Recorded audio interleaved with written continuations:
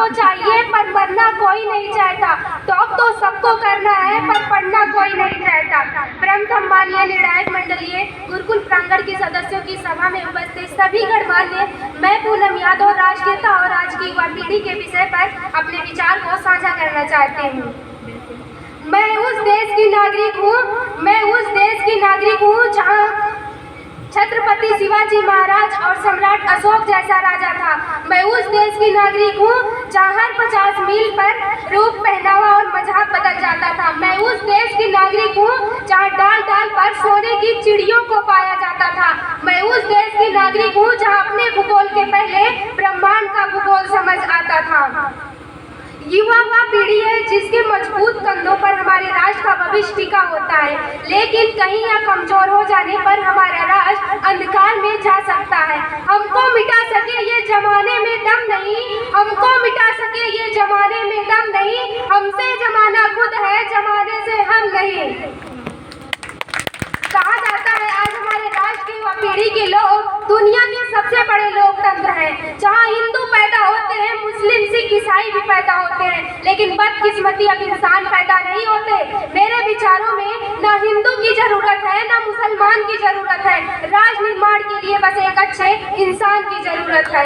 जरा सोच कर देखिए कि पेड़ पौधे और ये शाखाएं भी परेशान हो जाए अगर परिंदे भी हिंदू मुसलमान हो जाए, अगर परिंदे भी हिंदू मुसलमान हो जाए। कहा जाता है कि परंतु आज एक देशद्रोही से ज्यादा एक देशभक्ति तब आहत होती है जब आज हमारे राष्ट्र के युवा पीढ़ी के लोग अपने बूढ़े माँ बाप को वृद्धाश्रम की चौखट पर छोड़ आते हैं। तरह होती है वो देशभक्ति जब मुसीबत में फंसे लोगों की जाने बचाने से ज्यादा युवा सेल्फी लेके लाइफ बढ़ाने में लगे रहते हैं। आज के इस देश दौर में वो युवा जिनके ऊपर जिम्मेदारी थी अपने देश, अपने समाज, अपने राष्ट्र की आशाओं को बांधे रखने की, वही युवा आज छोटे से स्क्रीन पर 4 बाई 4 इंच की छोटी सी अंगुलियों से, अपने कोमल अंगुलियों के घर्षण मात्र से अपनी भावनाओं को इमोजी भेज रहा है। 4 बोतल वोट का काम मेरा रोज का, इसने भारत के भविष्य को तबाह कर रखा है। आज हमारी युवा पीढ़ी के लोग एक ऐसे समाज में जीते हैं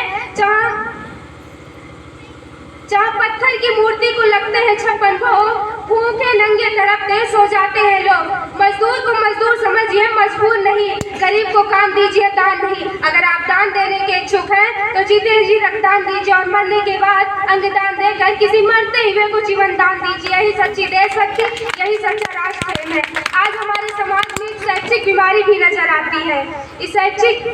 आज हमारे राष्ट्र की शिक्षा नीति 2 तरह के लोगों के लिए बनी है, पहला वो जो विद्वान है, दूसरा वो जो धनवान है। इसी तरह कई गजब की बीमारियां हमारे समाज में नजर आती हैं। इन बीमारियों की जो जड़ है वो है हमारा अंधविश्वास। आज मेरे विचारों में जब तक इस राष्ट्र के युवा अपनी सफलता के लिए मंदिरों में जा के नारियल फोड़ कर भगवान को रिश्वत लगाता रहेगा, आज हमारे समाज के शिक्षित वर्ग ही बिल्ली के रास्ता काटने पर खड़े हो जाना, अपने धर्म, अपने जाति, अपने समाज को ऊंचा मानकर दूसरों के धर्म और जाति की अवहेलना करता रहेगा, तब तक ना तो हमारे राष्ट्र से अंधविश्वास खत्म होगा और ना ही हमारा राष्ट्र निर्माण संभव होगा। हमारी संस्कृति, हमारी सभ्यता को दुनिया ने शीश नवाया है तो क्यों आस्था के नाम पर अंधविश्वास फैलाया है, तो क्यों आस्था के नाम पर अंधविश्वास फैलाया है। हमारे विचारों में मेरा राष्ट्र निर्माण तब संभव होगा जब इस राष्ट्र में, जब इस देश में औरतों की पूजा नहीं उनकी इज्जत की जाएगी। हमारा राष्ट्र निर्माण तब संभव होगा जब इस राष्ट्र में सरकार नहीं बल्कि सड़क पर चलने वाला हर एक नागरिक हाथ बटाएगा। राष्ट्र निर्माण तब संभव होगा जब एक गरीब बच्चा मध्याह्न भोजन के लिए नहीं बल्कि ज्ञानार्जन के लिए सरकारी स्कूल की चौखट पर कदम रखेगा।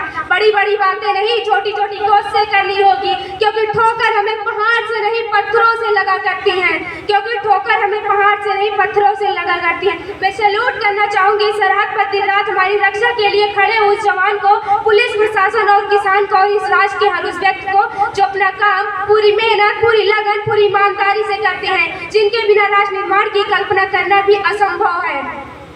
मेहनत करने वालों की सफलता पक्की होती है, युवाओं के हाथ में ही देश की तरक्की होती है। सरफरोशी की तमन्ना अब हमारे दिल में है, देखना है जोर कितना बाजुए कातिल में है। वक्त आने दे, बता देंगे तुझे आसमां, हम अभी से क्या बताएं क्या हमारे दिल में है।